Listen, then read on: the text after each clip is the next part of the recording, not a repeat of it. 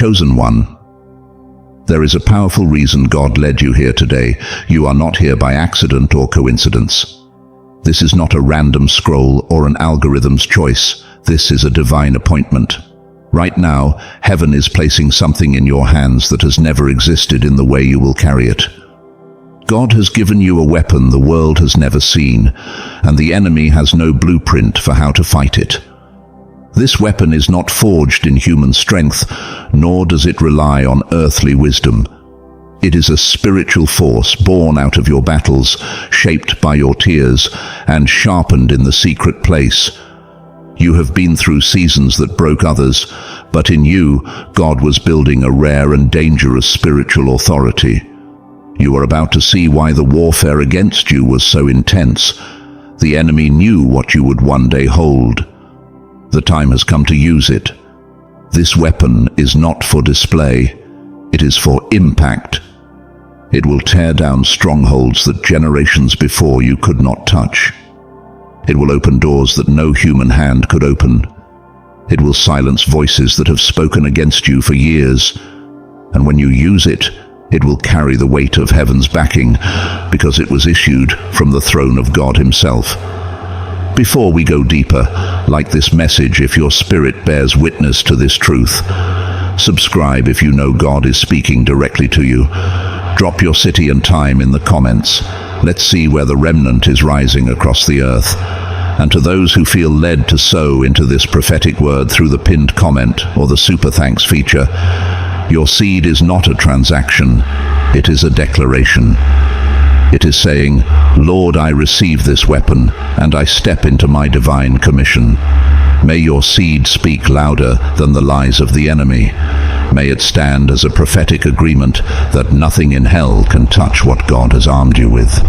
And may it be the key that unlocks victories you didn't even know were prepared for you. Don't go anywhere, chosen one.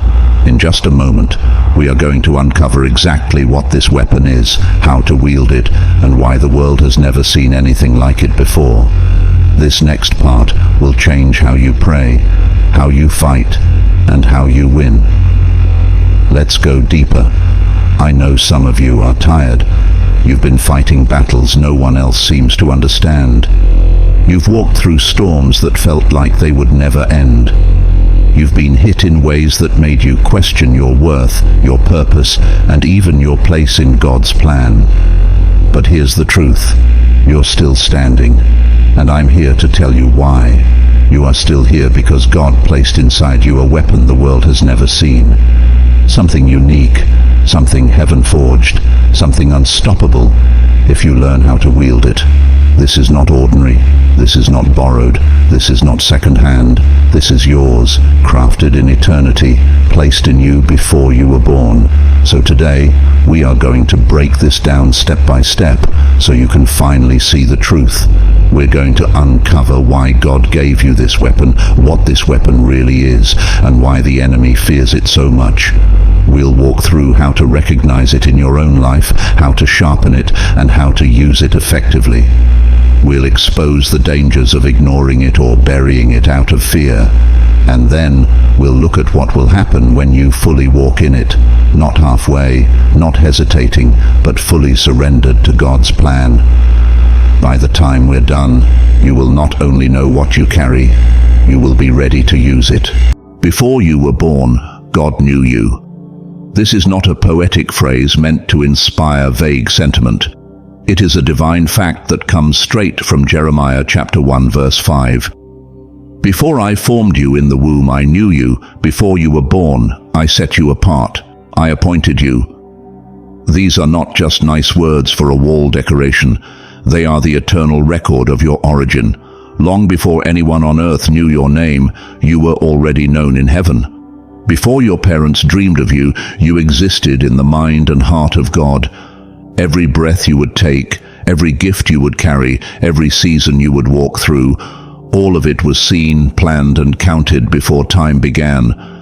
Let's slow this down, like teaching a newborn to grasp its meaning. Before I formed you means that your existence started in God's mind before your body ever took shape in your mother's womb. I knew you means He didn't just know about you. He had an intimate understanding of your personality, your strengths, your struggles, and the specific path your life would take. "I set you apart" means you were marked from the beginning as different, not to blend in with the crowd, but to fulfill a unique and holy purpose. "And I appointed you" means your mission was decided in heaven before you took your first breath on earth. Your life is not an accident. You are not random. You are intentional. Why is this important to know? Because God never sends someone on a mission unarmed. When a soldier is deployed, they are not sent empty-handed into a battlefield. They are equipped with weapons, armor, and training for the challenges ahead. In the same way, God looked at the mission you would have, the battles you would fight, and the enemies you would face. And He equipped you before the fight even started. The tools, the gifts, the wisdom, the resilience, the faith you would need, all of it was placed within you in seed form, waiting for the right seasons to grow. Nothing about your assignment caught Him by surprise, and nothing about your warfare can outmatch what He already put inside you. This means you are not defenseless, you are not empty-handed, you are not unprepared. You already carry what you need to win, even if it doesn't feel like it right now. The problem is not that you lack the tools, it's that you may not have recognized them yet. The journey of your faith is not about getting equipped, it's about realizing you already are. And when you begin to see yourself the way God saw you before you were born, as chosen, set apart, and fully armed for your mission, you will stop living like a victim of life's battles and start walking like a victor in God's plan. When I say weapon, some people immediately picture a sword, a gun, or some display of physical strength. But the weapon God gives His chosen ones is not made of steel or bullets. It is spiritual, because your main battle is spiritual. Ephesians chapter 6 verse 12 makes it clear, "For we wrestle not against flesh and blood, but against principalities, against powers, against the rulers of the darkness of this world, against spiritual wickedness in high places." This means your real enemy is never the person in front of you, no matter how much they oppose you. Your fight is not against your neighbor, your boss, or your relative. Your fight is against unseen forces that influence and manipulate the visible world. The sooner you understand this, the sooner you stop wasting your energy on the wrong battlefield. And because your fight is spiritual, your weapon must also be spiritual. God does not equip His warriors with the tools of man, but with the power of heaven. These weapons may not look intimidating to the natural eye, but they are unstoppable in the hands of someone who knows how to use them. The weapon God gives you will be perfectly matched to your assignment, designed for the battles you will face and the victories you are called to win. It can take different forms depending on your calling. Your voice, to speak truth that breaks chains, preach the gospel, or encourage the weary. Your faith, to stand when everyone else collapses. Your compassion, to heal the hearts others have abandoned. Your vision, to see what God is building before it's visible. Or your endurance, to keep pressing forward when everyone else walks away. Scripture gives us examples that prove this pattern. Think of David. His weapon was not a soldier's sword, it was a shepherd's sling in the hands of a man who trusted God. Think of Moses. His weapon was not an army. It was a simple staff that became an instrument of miracles. Think of Esther. Her weapon was not brute force. It was divine courage and perfect timing that turned the heart of a king. In every case, the weapon looked ordinary to the world, but it was extraordinary in the Spirit's hands. That is the power of God's equipping. It transforms what you already carry into something that can bring down giants, part seas, and save nations. Your weapon is whatever God placed in your hands and heart to fulfill your unique mission. It may be a gift you've overlooked, a passion you thought was insignificant, or a skill you assumed had no spiritual value. But when God breathes on it, it becomes a force hell cannot stand against. This is why you must never compare your weapon to someone else's. You were not called to fight their battles. You were called to win yours. And the same God who knew you before you were born has already placed in you exactly what you need to finish your race and complete your assignment. You are armed, you are chosen, and you are ready. Not because of your own strength, but because of the one who fights through you. The devil cannot destroy the weapon God gave you. It is sealed in your spirit by the hand of the Almighty, and no demon in hell has the authority to rip it away. That weapon was placed in you before the foundation of the world, and it is tied directly to your calling and destiny. The enemy knows he can't take it from you, so instead he wages war on your mind. He tries to make you forget it's even there. He whispers lies to convince you it's useless. He magnifies your failures to make you feel too unworthy, too broken, or too ordinary to even try using it. His strategy is not to rob you of what God gave you, but to blind you to it so you leave it on the shelf, gathering dust. Why does he fight you like this? Because once you awaken to what you carry and start using it, you become a threat to the very foundations of his kingdom. The moment you pick up your God-given weapon, you move from defense to offense, and that is where the enemy knows he will lose ground. 2 Corinthians chapter 10 verse 4 says it plainly, "The weapons we fight with are not the weapons of the world. On the contrary, they have divine power to demolish strongholds."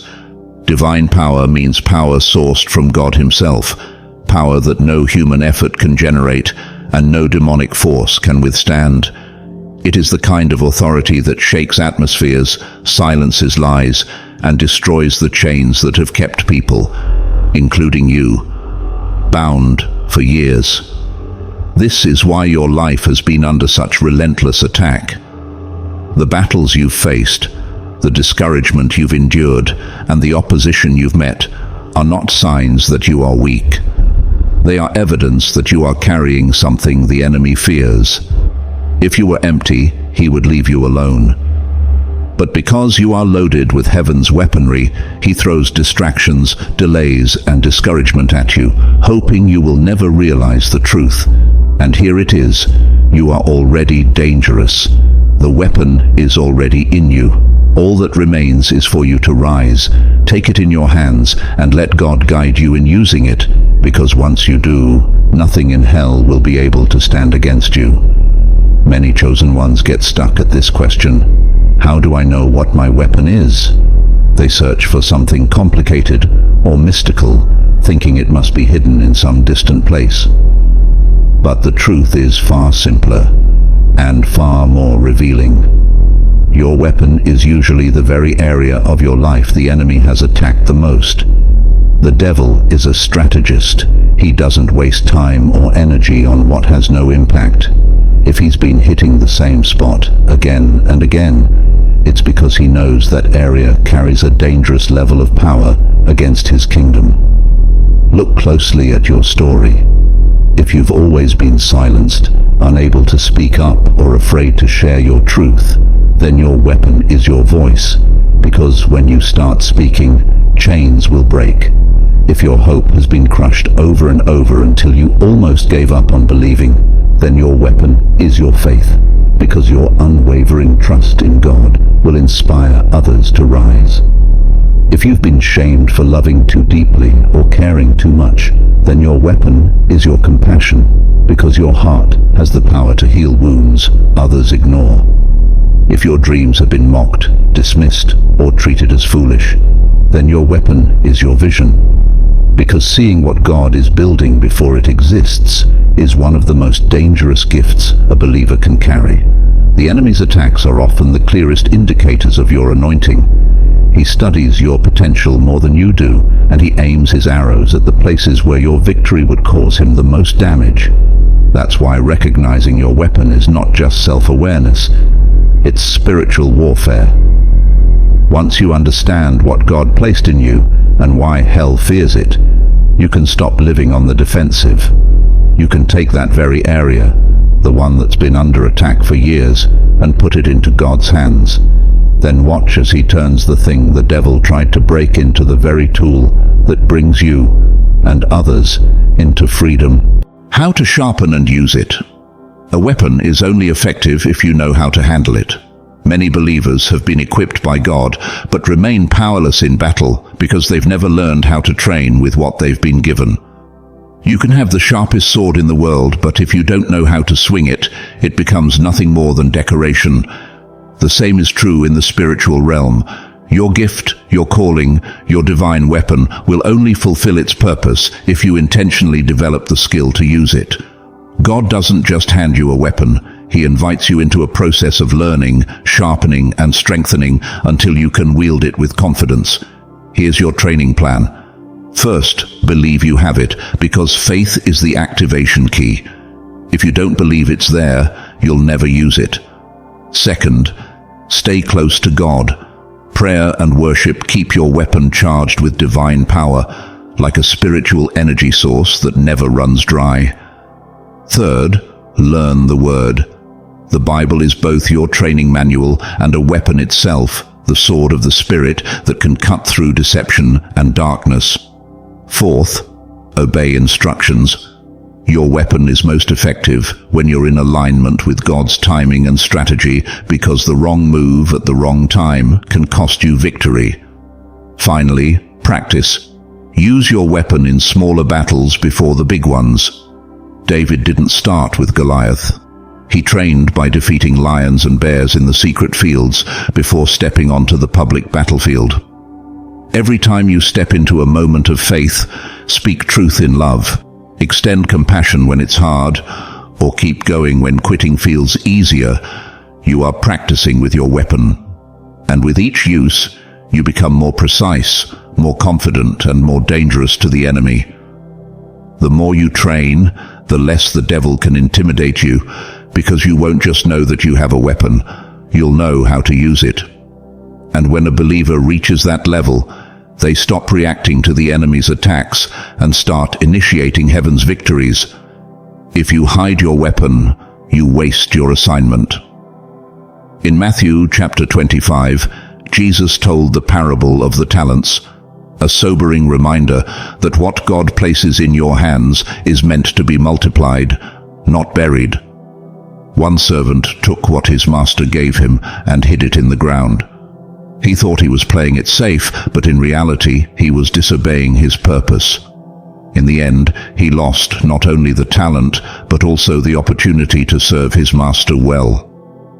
The same principle applies to your spiritual weapon. It was never meant to be locked away in fear or buried under excuses. The truth is, your weapon was not given for decoration. God didn't place it in you so you could admire it in secret. It was given for use, to build his kingdom, to tear down the works of darkness, and to set captives free. When you bury it, the ripple effect is greater than you realize. People who were supposed to hear your voice remain bound because you stayed silent. Doors that God had opened in a moment pass by because you didn't step through them. Miracles that could have been released remain unmanifested because you chose comfort over courage. And perhaps most dangerously, your own faith begins to weaken. When you repeatedly refuse to act on what God gave you, the power you carry starts to fade in your own eyes. Not because it has truly diminished, but because your confidence in it shrinks. What was once a ready weapon becomes, in your perception, a rusty relic. This is exactly what the enemy wants, not to take your weapon away, but to convince you it's not worth using. But heaven has not called you to hide what you carry. It has called you to wield it boldly until every assignment God has given you is fulfilled. When you step out and use your God-given weapon, things begin to shift in ways you can't always see at first, but heaven sees it, and hell feels it. Chains begin to break as people are set free from lies, fear, and bondage that have held them for years. Your obedience becomes a key that unlocks prison doors, not just for yourself, but for those connected to your assignment. Sometimes, one act of faith, one word spoken in truth, or one prayer released in power can change the trajectory of an entire family, community, or even a generation. Battles are won, and not because you are the strongest, fastest, or most skilled, but because God's power flows through you. Scripture is clear that the battle is the Lord's. 1 Samuel chapter 17 verse 47. But he still chooses to fight through willing vessels. Every time you raise your weapon in faith, whether that's your voice, your compassion, your endurance, or your vision, you become a living channel for heaven's victory. You may feel small in the world's eyes, but in the Spirit, you stand like a giant when God's authority moves through you. And when you act in bold obedience, faith multiplies. Others who witness your courage are stirred to rise up with their own weapons. Your step of faith becomes contagious, creating a chain reaction of obedience that pushes back the kingdom of darkness. Every time you obey, God's kingdom advances, territory is reclaimed, strongholds are demolished, and the influence of the enemy is weakened. This is why your weapon matters so much, and why using it is non-negotiable. Every swing, every strike, every act of faith is not just a personal victory. It's a strategic move in God's master plan to bring light where there has been darkness. Chosen one. The fight you've been in was never truly about what you lost. It has always been about what you carry. The enemy has studied you, not because of your past, but because of your potential. He knows that inside you is a divine weapon that could tear down strongholds, set captives free, and shift the course of lives. That's why the attacks have been so personal, so relentless, and so strategically aimed. They were designed to distract you from realizing the truth. You are carrying something heaven approved and hell feared. The world has never seen your weapon before because the world has never seen you before. You are not a copy, a replacement, or an echo of someone else's calling. You are a once-in-history design, armed with a once-in-history weapon. There has never been and will never be another you. What God placed in your hands is uniquely shaped for your mission, your generation, and your specific battles. And because it is unlike anything the world has encountered, it will accomplish victories no one else could achieve. So don't hide it. Don't doubt it. Don't wait for the perfect conditions or until you feel ready. Readiness is not a feeling. It's a decision to step forward in obedience. You are ready now because God Himself put it in you. If He entrusted it to you, He has already prepared you to use it. This is your moment to stand, to lift your weapon, and to let the power of God flow through you in a way that makes the enemy regret ever coming after you.